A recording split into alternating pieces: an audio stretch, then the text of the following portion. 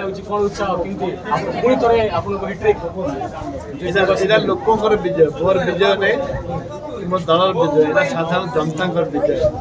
ଦୁର୍ନୀତି ବିରୁଦ୍ଧରେ ଯେଉଁ ଲଢ଼େଇ ଆଜି ସାରା ଓଡ଼ିଶାରେ ଏ ଜନତାଙ୍କ ବିଜୟ, ହନୁମାନଙ୍କ ବିଜୟ ନେଇ ଜୟପୁର ନିର୍ବାଚନ ମଣ୍ଡଳୀବାସୀ ନିଷ୍ପତ୍ତି ଆଗରୁ ନେଇଥିଲେ ଏବଂ ସେ ମୋତେ ବିଜୟ କରିବା ପାଇଁ ବିଧାନସଭାରେ ଏ ଅଞ୍ଚଳବାସୀଙ୍କର ବାର୍ତ୍ତା ପହଞ୍ଚାଇବା ପାଇଁ ଏଇଟା ଲୋକଙ୍କର ବିଜୟ।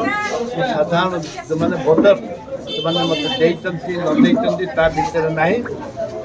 ସମସ୍ତଙ୍କୁ ମୁଁ ଧନ୍ୟବାଦ ଦେବି ଯେ ଆପଣମାନେ ମୋତେ ବିଜୟ କରିଛନ୍ତି।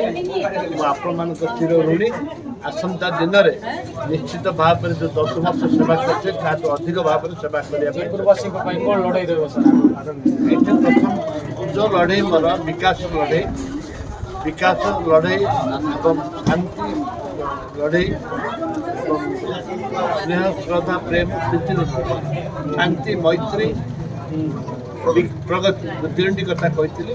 ସେ ତିନୋଟି ପୁନର୍ବାର ବିଧାନସଭା ବିଜୁ ଜନତା ଦଳ ପୁରା ସଫା ହେଇଗଲା, ପୁଣି ନୂଆ ସରକାର ଆସିଲା ବିଜେପି। ସ୍ୱାଗତ ଯୋଗ୍ୟ ଯିଏ ସରକାର କରିବ ଆମେ ତାର ସ୍ୱାଗତ କରୁ।